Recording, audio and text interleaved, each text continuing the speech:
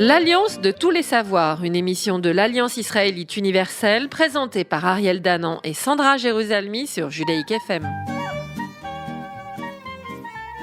Bonjour, bienvenue dans ce nouvel épisode de l'Alliance des savoirs, l'émission d'actualité de l'Alliance israélite universelle. En ce dimanche matin de Chol HaMoed, tout d'abord, Chag Sameach à tous nos auditeurs. Nous espérons que la première fête s'est bien passée et que vous allez tous et toutes bien. Alors, petit détail technique, nous enregistrons en différé. Nous avons enregistré cette émission quelques jours avant le début de la fête, mais nous sommes très heureux de vous retrouver pour parler, bien sûr, du sens de la fête de Pessah, puisque nous sommes au milieu de ces festivités et dans une année, évidemment, bien spécifique, bien particulière.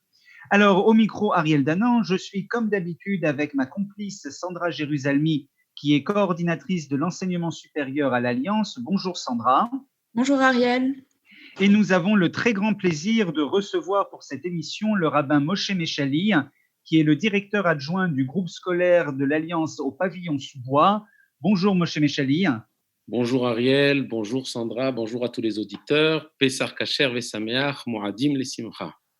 Tout d'abord, évidemment, des félicitations qui vous reviennent, puisque ainsi qu'à tout le personnel, qu'à toute l'équipe pédagogique et administrative du groupe scolaire Alliance des pavillons sous bois, puisqu'il y a quelques semaines, c'est une information qui est passée un peu inaperçue parce que nous étions au début du confinement, mais le magazine L'Étudiant a sélectionné le lycée des pavillons sous bois comme étant le meilleur lycée de France. Donc évidemment, toutes nos félicitations à toutes les équipes, notamment à Sarah Laure Athias, la directrice du groupe scolaire, à vous Moshe Mechali, et encore une fois à tous ceux et toutes celles qui permettent à ce groupe scolaire d'être aussi brillant.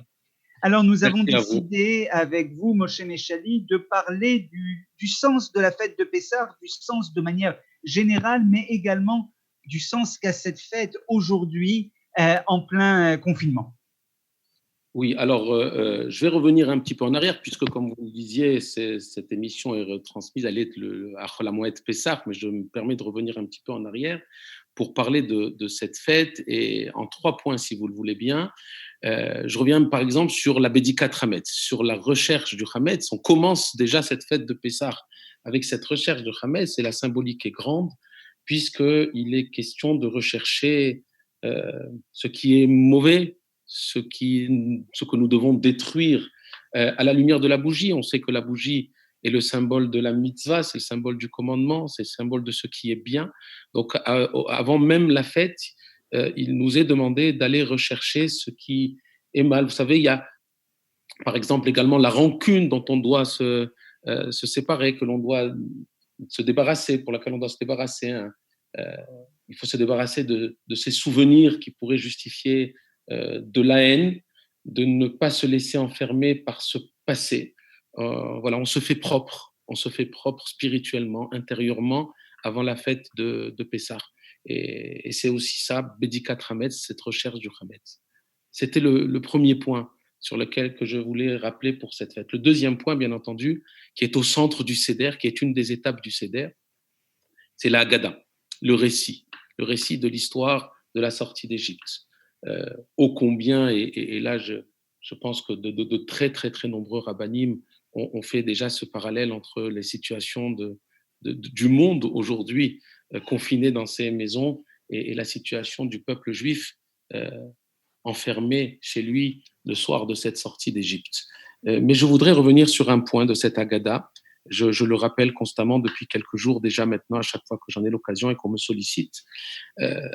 Au centre de cette Haggadah, ce récit, c'est le moment où les parents reprennent leur rôle d'éducateurs, d'enseignants, de transmetteurs. Les parents deviennent les enseignants. Beaucoup. On a peut-être laissé tomber un petit peu cette part de responsabilité des parents vis-à-vis de leurs enfants. On a peut-être beaucoup délégué aux rabbins, aux enseignants, à l'école, cette part de transmission.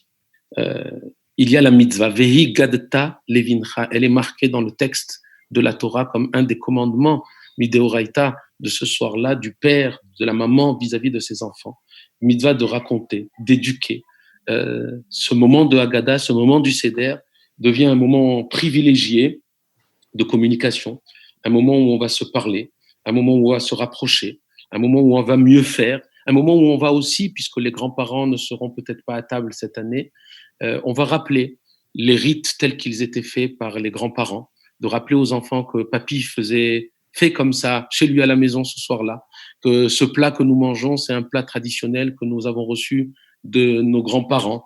Nous restons fidèles à nos rites, nous restons fidèles à nos chants, nous restons fidèles à nos goûts, à nos repas. C'est le moment effectivement de privilégier ce rapprochement, cette distanciation sociale va peut-être effectivement dans l'espace, elle va se vivre, mais je pense que dans les cœurs, elle va être beaucoup plus forte, on va être beaucoup plus proche par le cœur, par l'esprit. Je pense qu'il y a beaucoup d'amour qui va se découvrir à ce moment-là. Et alors justement, vous parlez des enfants des parents éducateurs à Pessah en particulier, et on peut parler aussi des enfants éducateurs finalement, ou en tout cas transmetteurs, et notamment par leurs questions. La place de la question le soir du Seder et finalement pendant toute la fête de Pessah est très importante. Absolument. Sandra, en tant qu'enseignant, je dis souvent que on peut constater qu'un cours est réussi lorsqu'on a réussi à faire en sorte que des élèves posent des questions. Lorsque vous avez parlé pendant 3/4 d'heure et que vous n'avez eu aucune question, il faudra alors justement se remettre en question. Il y a un problème qui s'est posé.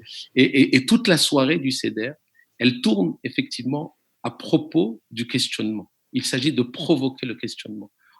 Le soir du Seder, après le Kiddush, ou avant même le Kiddush, en règle générale, lorsqu'on revient de la synagogue, la table, contrairement à tous les autres soirs de fête, la table est vide. Il n'y a que le plateau du Seder.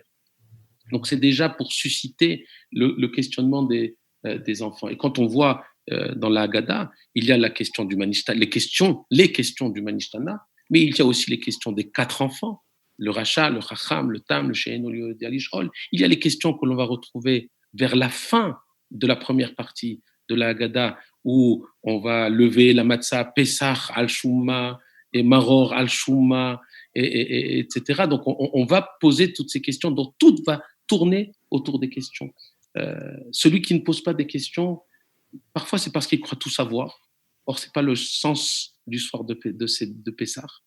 Soit parce qu'il est indifférent, et ça, il faudra aller le chercher pour lui at petachlo, ouvre le questionnement, permet le questionnement. Effectivement, c'est là aussi un partage important de la soirée du Seder de Pessah. Et si vous me permettez encore un mot sur ces enfants, je voudrais inviter nos auditeurs le soir de Pessah à 2 petits exercices.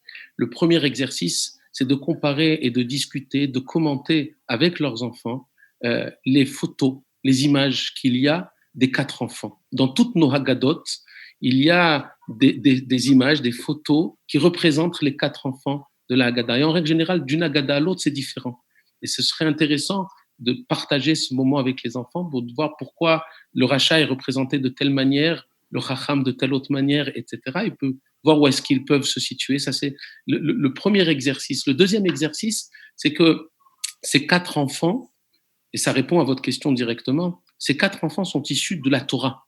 Ils ne sont pas une invention des sages. Les rabbins de la Haggadah ont donné un qualificatif, un nom à chacun de ces enfants en fonction de la question qui a été suscitée, en fonction de la question qui était celle qui était posée dans la Torah.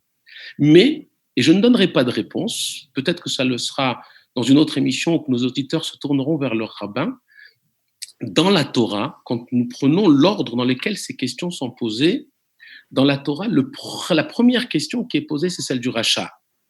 Elle se trouve dans le livre de Shemot, au chapitre 11 ou 12. Et la dernière question qui est posée, c'est celle du Chacham, qui se trouve dans le livre de Devarim. Et les rabbins, lorsqu'ils ont repris ces questions, ont inversé l'ordre. Ils ont mis le Chacham en premier et le Racha ensuite. Alors j'invite nos auditeurs à aller chercher des réponses et de réfléchir autour de cette question. Pourquoi est-ce que l'ordre, voilà, puisqu'on parle de questions, alors moi aussi je voudrais terminer cette partie par une question. Pourquoi l'ordre de la Torah a été changé dans la Haggadah? Alors ça me permet une petite incise, Moshe Meshali, sur les 4 enfants. D'abord, on en parlera dans la deuxième partie de l'émission en parlant des ressources de la bibliothèque de l'Alliance, parce que vous pouvez consulter sur la bibliothèque numérique de l'Alliance pendant toute la fête de Pessah et bien après, une série d'illustrations tirées de beaucoup de Haggadot publiées un peu partout à travers le monde et depuis 2 siècles, où nous avons justement toutes les illustrations des 4 enfants, du sage, du méchant, de celui qui ne s'est pas posé de questions, de celui qui est un peu simple. Donc, c'est un exercice absolument passionnant à faire avec les enfants.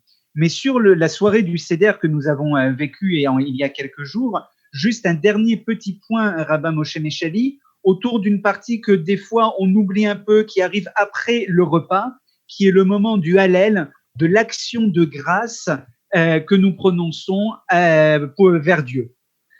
Ariel, je vous remercie vraiment de tout cœur de me poser cette question parce que cette deuxième partie, elle est souvent délaissée.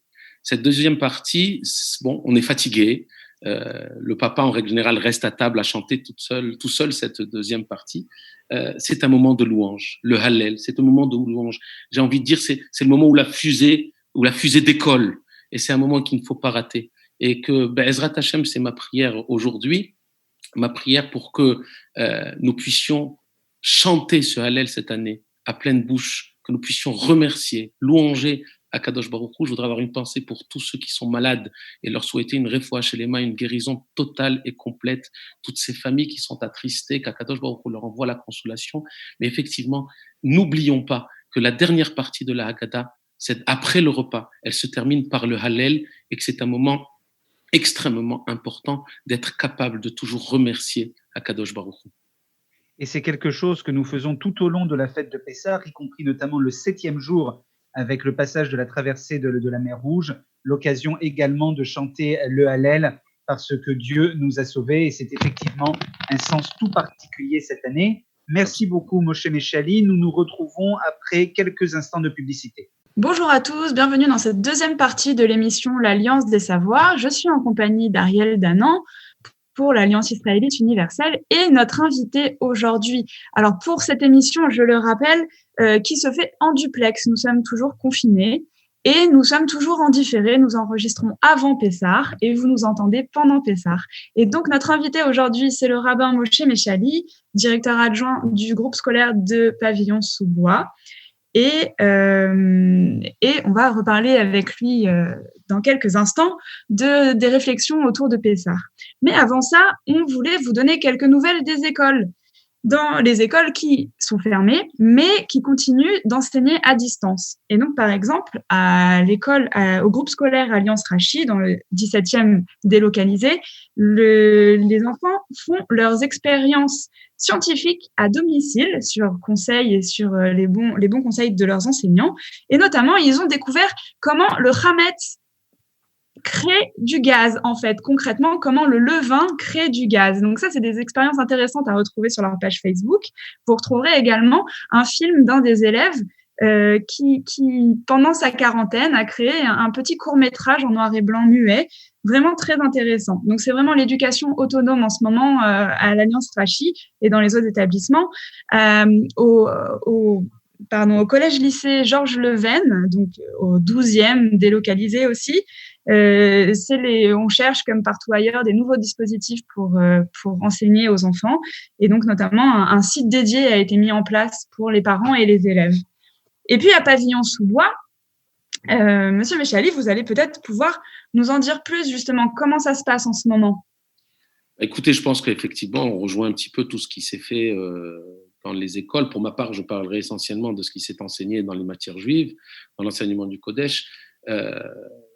D'abord, dire combien les professeurs se sont impliqués de manière incroyable et ont eu une réaction, ont réagi immédiatement à quelque chose de complètement inédit. Donc, il y a eu un investissement des professeurs et je crois que pour avoir assisté à plusieurs formations, à plusieurs réunions dans l'ensemble des établissements, et ça, on peut être fier de ce qui se fait dans nos écoles juives aujourd'hui. C'est quelque chose d'assez exceptionnel. Le deuxième point, nous avons été accompagnés par l'association de la Morim, dirigée par Dvorah Serao, avec son équipe, qui a mis en place une série de formations autour de l'enseignement à distance, autour de l'utilisation des médias. Donc, quelque chose d'extraordinaire. Bon, voilà, après, on est resté, j'allais dire, dans du classique pour ce qui se fait dans ces conditions-là. Des échanges de cours par le biais des différentes plateformes, donc les échanges de documents par le biais de la plateforme de l'école, école directe, donc qui servait jusque-là essentiellement pour les devoirs et les notes, mais qui est devenu aujourd'hui utilisé à plein tube. Bien entendu, le WhatsApp, avec des échanges vocaux, avec des échanges de petites vidéos, et la star de ce moment, à savoir l'utilisation du Zoom, avec des petits groupes. Alors, voilà, il s'est passé énormément de choses. À noter aussi parfois des récitations de Tehillim en commun qui se sont faites parce que beaucoup des familles aujourd'hui malheureusement ont été touchées de près ou de loin. Beaucoup de familles sont concernées par cela. Donc des récitations de Tehillim, une partie de Tefilot qui ont été partagées. Voilà, il était très très important pour les élèves, pour les parents, de sentir l'école à la maison, de sentir que l'école était présente chez eux à la maison au travers de différentes, avec différents accès. Voilà. Bien entendu, avec des questionnements de chaque enfant, là aussi, pour revenir à notre première partie, plein de questions de nos enfants. Justement, à propos des enfants, comment vivent-ils cette période d'après les échanges que vous avez eus avec eux? Parce que c'est un bouleversement total des habitudes et qui peut également être un petit peu anxiogène. En tout cas, pour le début, ça l'a été. Je n'ai pas, je veux pas m'avancer. Je n'ai pas tellement de recul encore pour pouvoir donner des explications, enfin, en tout cas, des réponses tout à fait justes. Vous savez que voilà, ça se vit différemment. Il y a des enfants qui pensent encore être en vacances, en tout cas qui sentent qu'ils sont à la maison, qu'ils ne vivent pas encore avec toutes les difficultés que cela peut représenter. Je pense qu'après Pessah, effectivement, il faudra mettre en place, et nous mettrons en place avec des retours, tout cet accompagnement des enfants qui étaient à la maison et, comme j'ai dit tout à l'heure, qui parfois ont été touchés par des membres de la famille et par des nouvelles, en tout cas, très, très difficiles. Alors, on est donc justement pendant la fête de Pessah et le deuxième jour de Pessah a commencé un conte un peu spécial, le conte du Homer. Qu'est-ce que c'est que ce conte et comment on l'explique déjà dans la tradition juive? Qu'est-ce qu'il nous apprend dans la tradition juive et qu'est-ce qu'il nous apprend peut-être justement dans cette période où on compte un peu les jours de confinement? Oui, alors effectivement, là encore, il y aurait énormément à dire. Je voudrais m'arrêter sur un point, sur le Homer tel qu'il nous est expliqué par la Torah. Il se trouve que historiquement, par la suite, dans cette période du Homer est venue s'agréger une période qui a été une période de restriction, une période de deuil, due à la à la disparition des 24 000 élèves de Rabbi Akiva. Mais lorsque nous lisons la Torah, d'abord le mot Homer veut dire mesure. C'est une mesure qui était offerte, une mesure d'orge qui était offerte au Beth Amikdash le lendemain de Pessah. Et en corollaire de cette offrande, il y avait un conte qui débutait. C'était un conte. Le mot Homer ne veut pas dire conte.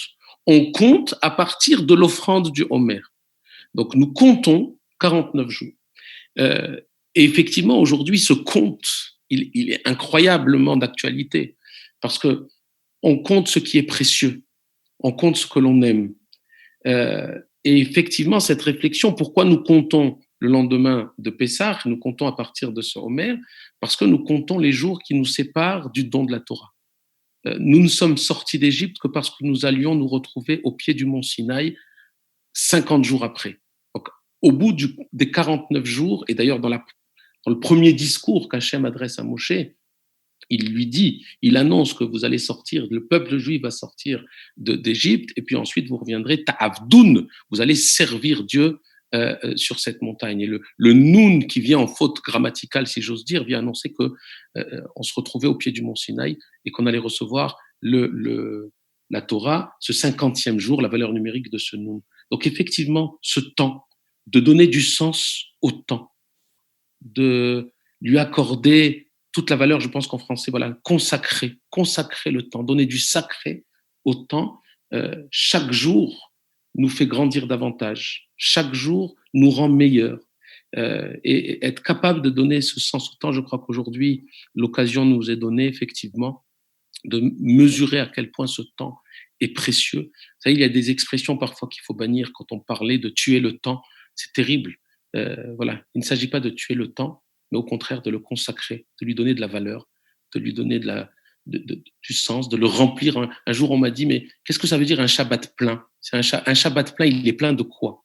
Eh ben, il est plein de sens. Un Shabbat plein, c'est de sanctifier ce jour en lui donnant plein de sens. Alors effectivement, aujourd'hui, nous avons peut-être du temps de donner du sens à ce temps que nous vivons, ce temps qui peut paraître long, et je voudrais rejoindre ce qui est dit dans le Kiddush des Shalosh Regalim que nous avons récité lors de la première fête, que nous réciterons lors de la deuxième fête, Mekadesh Israël Vehazemanim.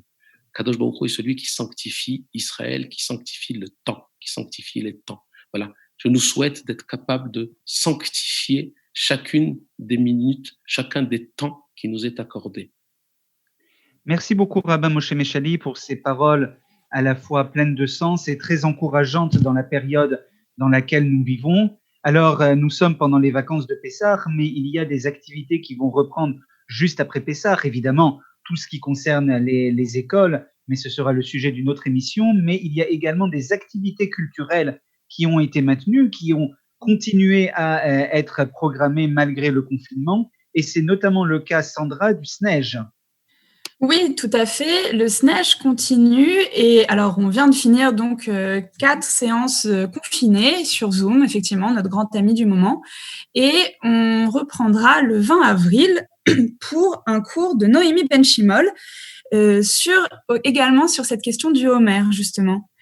Et également un cours à venir le jeudi 23 avril, on reprendra en ligne également le cycle crise civilisationnelle et ce sera une conférence de François Rastier.